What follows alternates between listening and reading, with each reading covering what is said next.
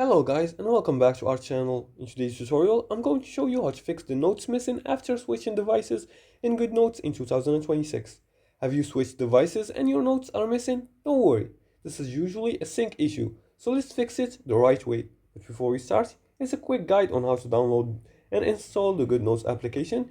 We're gonna go to the Play Store or App Store depending on which device you're using, and you're gonna search for the Goodnotes application. Make sure to download the right one because they are sponsored applications just and look like the Goodnotes, like the official application. So make sure you download this application right here.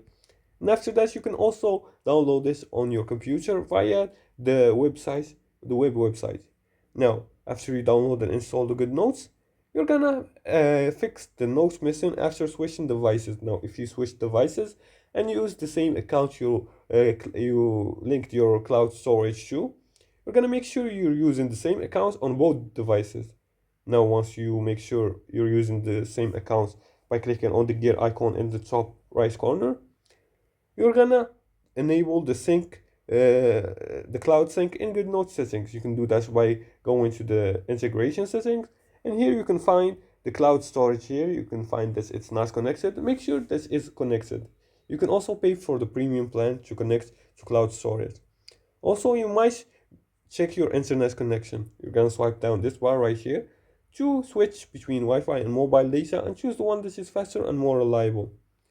You can also restore from backup if needed. Just go to the backup section and then restore from the backup if needed. And always sync before switching devices and use cloud backup and check sync status.